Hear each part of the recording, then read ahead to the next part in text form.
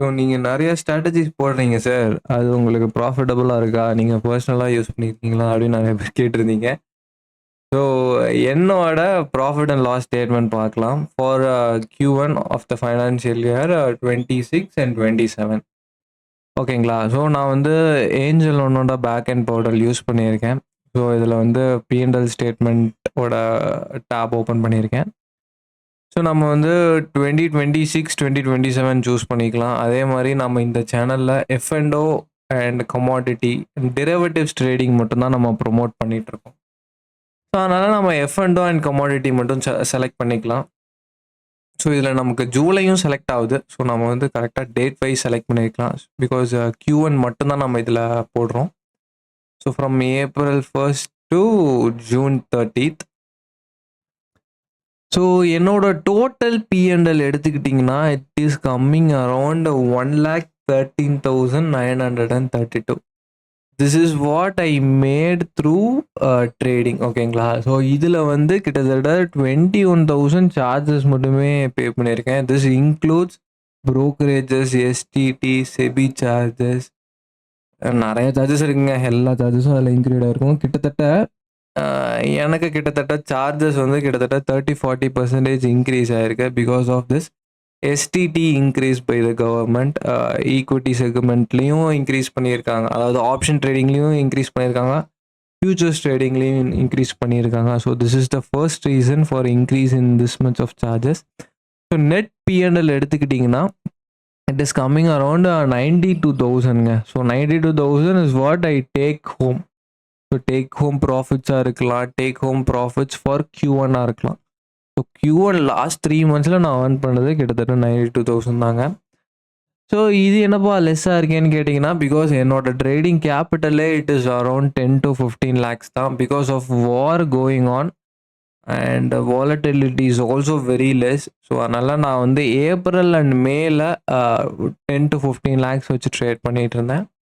And ஜூனில் கிட்டத்தட்ட 20 lakhsக்கு increase பண்ணிட்டேன். Because volatility become less. வாருமே அவங்க வந்து வைண்ட் அப் பண்ணுறதுக்கான எல்லா சுச்சுவேஷனும் வந்துருச்சு. ஸோ ஆல்மோஸ்ட் ஜூலையில் வார் எண்டுக்கே வந்துருச்சு. அதே மாதிரி க்ரூட் ஆயில் ப்ரைஸஸும் ரைஸ், அதாவது டவுன் ஆயிருச்சு, செட்டில் ஆயிருச்சு. ஸோ அதனால் we are increasing up to 40 lakhs to 50 lakhs நம்ம இன்க்ரீஸ் பண்ணுறோம் இந்த Q2க்கு. ஸோ இதுக்கான P&L ஸ்டேட்மெண்ட்டும் போடுறேன் Q2 முடிஞ்சதுக்கப்புறம். So with the capital of 15 lakhs நான் வந்து ஏப்ரல் மந்தில் 27,000 ப்ராஃபிட்ஸ் அண்ட் மே மந்தில் அரௌண்ட் 15,000, ஜூன் மந்தில் அரௌண்ட் 15,000. ஸோ பேசிக்காக I made around 90,000 take home.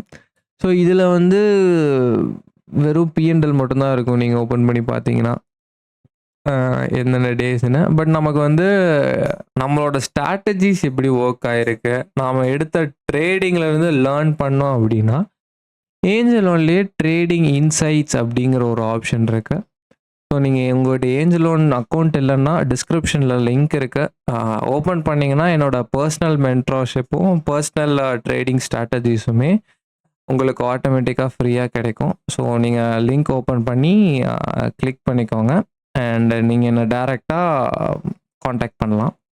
So என்னோடய காண்டாக்ட் நம்பர்ஸ் எல்லாமே அதிலே விசிபிள் ஆயிரும். ஸோ இந்த ட்ரேடிங் இன்சைட்ஸில் நம்ம F&O ட்ரேடிங் சூஸ் பண்ணிக்கலாம். அதே மாதிரி கஸ்டமில் 1st ஏப்ரல்லேருந்து கிட்டத்தட்ட ஜூன் 30th வரைக்கும் செலக்ட் பண்ணிக்கலாங்க. ஸோ இதில் போயிட்டிங்கன்னா, so it is coming around 1,16,000. So என்னப்பா நீ வந்து P&L ஸ்டேட்மெண்ட்டில் 1,13,000 தான் காமிக்குது, இதில் 1,16,000 காமிக்குது அப்படின்னா, அதில் நெட் P&Lலேயே அந்த இன்ட்ரெஸ்ட் சார்ஜஸ்ன்னு போடுவாங்க. நான் கொலேட்ரல் இல்லைன்னா ஒரு சார்ஜஸ் போடுவாங்க. அது வந்து கிட்டத்தட்ட ஒரு 2,800 to 2,900 rupees வந்திருக்கும். ப்ளஸ் பிளெட்ஜிங் சார்ஜஸ் ஒரு 200 rupees வந்திருக்கும். அது எல்லாமே அதில் லெஸ் பண்ணி தான் நெட் P&Lஆக போட்டிருப்பாங்க, கிராஸ் P&Lஆக போட்டிருப்பாங்க. இதில் வந்து ட்ரேடிங் இன்சைட்ஸில் காமிக்கிறது எந்த சார்ஜஸுமே இல்லாமல் வெறும் நீங்கள் ட்ரேடிங்கில் எவ்வளோ ப்ராஃபிட்ஸ் பண்ணியிருக்கீங்க. தட் இஸ் நீங்கள் 100 ரூபாய்க்கு வாங்கி 200 ரூபாய்க்கு விற்றுருந்தீங்கன்னா இதில் 100 ரூபாய்க்கு காமிக்கும். எந்த சார்ஜஸும் இதில் இன்க்ளூட் பண்ண மாட்டாங்க.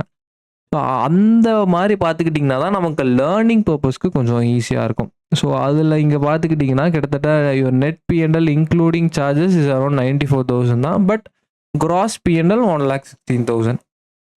ஸோ இதுலேருந்து நம்ம என்ன லேர்ன் பண்ணிக்கலாம் அப்படின்னு பார்த்துக்கிட்டிங்கன்னா, என்னோட ப்ராஃபிட்டபிள் ட்ரேட்ஸ் வந்து கிட்டத்தட்ட 54% தான். ஸோ நான் வந்து கிட்டத்தட்ட 100 ட்ரேட்ஸ் எடுக்கிறேன் அப்படின்னா 54% ஆஃப் த ட்ரேட்ஸ் தான் எனக்கு ப்ராஃபிட்டபுளாக இருக்குது. இது ஏன் 54 தான் இருக்குதுன்னு நான் சொல்கிறேன்.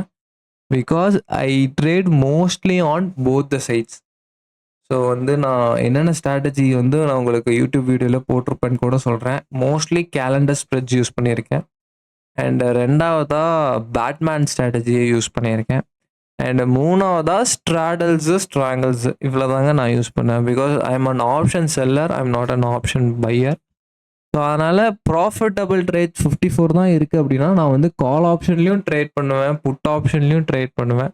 ஸோ எய்தர் ஒரு சைடு தான் உங்களுக்கு ப்ராஃபிட்ஸ் கிடைக்கும், இன்னொரு சைடு லாஸ் கிடைக்கும். பட் லாஸோட ப்ராஃபிட்ஸ் அதிகமாக இருக்கிறனால தான் எனக்கு என்னதான் 54% ஆஃப் த ப்ராஃபிட்டபிள் ட்ரேட்ஸ் இருந்தாலுமே எனக்கு ப்ராஃபிட்ஸ் நிறையா இருக்குது. மந்த் ஆன் மந்த் கன்சிஸ்டண்ட்டாக ப்ராஃபிட்ஸ் வந்துட்டுருக்கு. ஓகேங்களா? இப்போ நிறைய பேர் பண்ணுறது ஒரு மந்த் ப்ராஃபிட்ஸ் பண்ணுறாங்க. அது அவங்க எடுத்த பணத்தை எல்லாமே 2வது மாதமே விட்டுடுறாங்க. அந்த மாதிரி இல்லாமல் கன்சிஸ்டண்ட்டாக மந்த் ஆன் மந்த் எனக்கு இவ்வளோ ப்ராஃபிட்ஸ் வந்துட்டுருக்கு, அதை வந்து நான் வந்து வித்ட்ரா பண்ணிக்கலாம் அப்படிங்கிறத நீங்கள் ஆப்ஷன் செல்லிங்கில் தான் பண்ண முடியும். ஸோ இதில் வந்து ஆவரேஜ் ஹோல்டிங் டைமுமே பார்த்தீங்கன்னா it is around 2 days 13 hours, almost 3 days.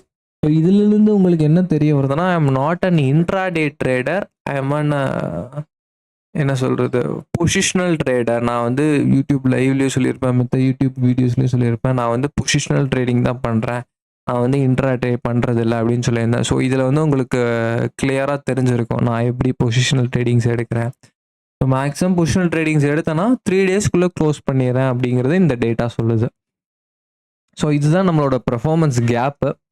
கிட்டத்தட்ட ஏப்ரல் 1ல் பார்த்தீங்கன்னா நமக்கு வந்து ஹெவி ப்ராஃபிட்ஸ் வந்திருக்கு, அதே மாதிரி ஹெவி லாஸஸும் வந்திருக்கு. பிகாஸ் வாலட்டிலிட்டி ரொம்ப அதிகமாக இருந்துச்சுங்க அந்த டைமில். ஸோ அதுலேருந்து மறுபடியும் நமக்கு வந்து இந்த டைம்லலாம் நான் அவ்வளோ ட்ரேடே பண்ணல. கிட்டத்தட்ட 400 3,000 அவ்வளோதான் ட்ரேடிங் பண்ணிட்டு இருந்தேன். அதுக்கப்புறம் மே ஸ்டார்டிங்லேருந்தே கிட்டத்தட்ட கன்சிஸ்டண்ட்டாக ப்ராஃபிட்ஸ், மறுபடியும் கொஞ்சம் லாஸஸ், மறுபடியும் ஜூன் மந்த்துமே கன்சிஸ்டண்ட்டாக ப்ராஃபிட்ஸ். ஸோ இதை வந்து நீங்கள் இப்படி குமுலேட்டிவாக பார்த்தீங்கன்னா this is how the graph fence. நிறைய பேர்த்துக்கு அப்ஸ் இருக்கும், டவுன்ஸ் இருக்கும், அப்ஸ் இருக்கும், டவுன்ஸ் இருக்கும். ஸோ அந்த மாதிரி நமக்கு எப்பயுமே இருக்காது. நம்மளோட கிராஃப் எப்பயுமே மேலே போயிட்டுருக்கணும், கன்சிஸ்டண்ட்டாக ப்ராஃபிட் வரணும் அப்படிங்கிற அப்ரோச்சில் தான் நான் பர்சனலாக ட்ரேட் பண்ணுவேன். ஸோ அதனால தான் நமக்கு எடுத்தோடனே ஒரு 23,000 லாஸஸ் வந்துட்டு அது அப்படியே ரெக்கவர் ஆகி ஸ்லைட் ப்ராஃபிட்டாக அதில் ஆட் ஆகி கிட்டத்தட்ட நமக்கு 94,000 வந்து நெட் பிஎன்எல்லாம் வந்திருக்கும். ஸோ நமக்கு வந்து ட்ரேடிங் ரேஞ்சும் பார்த்துடலாம். ஸோ இதில் வந்து நம்ம பிக்கஸ்ட் லாஸ் ட்ரேட்ஸ் இன் Q1 வந்து 38,000, அதே மாதிரி பிக்கஸ்ட் ப்ராஃபிட்டுமே கிட்டத்தட்ட 27,000. இது என்னன்னு பார்த்தீங்கன்னா இட் இஸ் பேசிக்கலி நான் போட்டது வந்து ஸ்ட்ராடல் தான் போட்டேங்க. ஒரு கால் ஆப்ஷனும் செல் பண்ணியிருந்தேன், புட் ஆப்ஷனும் செல் பண்ணியிருந்தேன். ஸோ ஒரு சைடு நல்லா நமக்கு மூவ் இருக்கும் போது ஒரு சைடு ப்ராஃபிட்ஸ் கொடுக்கும், அதே மாதிரி லாஸஸ் கொடுக்கும். பட் ஓவரால் ப்ராஃபிட்ஸ் நமக்கு ப்ராஃபிட்லேயே இருக்கும். அதனால தான் கிட்டத்தட்ட பிக்கஸ்ட் லாஸ் வந்து நிறையா இருக்கும், ப்ராஃபிட்ஸ் வந்து கம்மியாக இருந்திருக்கும். ஸோ இது வந்து எஸ்எல் ஹிட்டு ட்ரேடுங்க. அதே மாதிரி ஆவரேஜ் லாஸுமே 3,500 இருக்கும், ஆவரேஜ் ப்ராஃபிட்டுமே 3,700 இருக்கும்.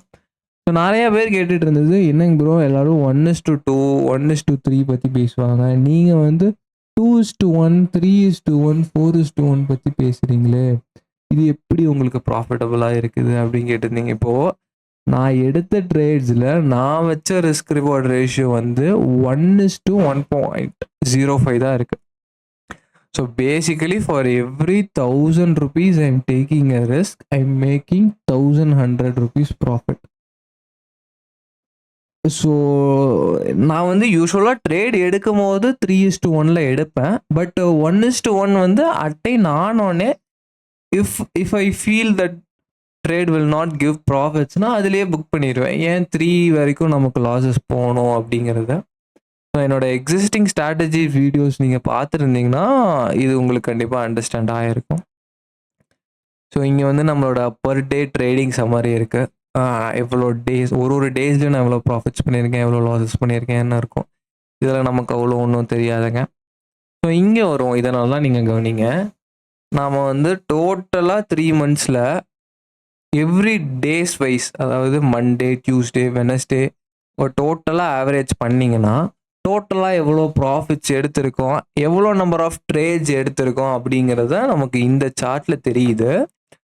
இதில் வந்து கிட்டத்தட்ட நம்ம வந்து தேர்ஸ்டே தான் அதிக லாஸஸ் பண்ணியிருக்கோம், தட் இஸ் 42,000 rupees. அதே மாதிரி அதிக ப்ராஃபிட்ஸும் எந்த டேயில் பண்ணியிருக்கோம்னு பார்த்துக்கிட்டிங்கன்னா வெனஸ்டேயில் பண்ணியிருக்கோம், that is 68,000 rupees.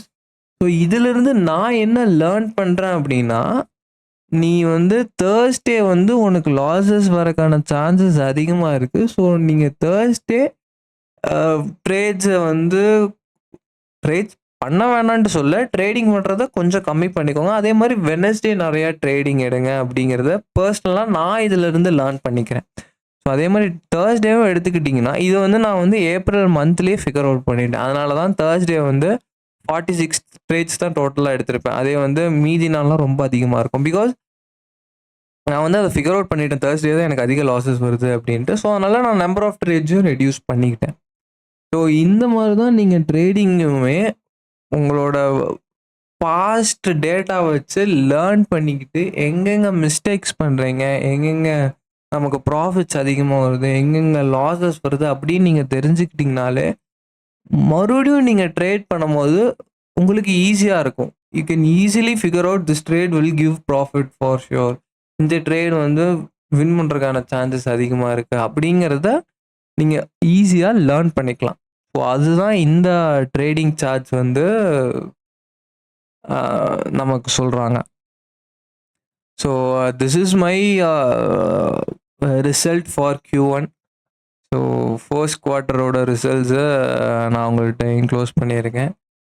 And thank you very much and wish you very best for Q2 already start ஆயிருச்சு. ஆல்ரெடி இன்னைக்கு July 4th, ஆல்ரெடி 4 days முடிஞ்சிருச்சு. கண்டிப்பாக எல்லாரும் சேஃபாக ட்ரேட் பண்ணுங்கள். தேங்க்யூ.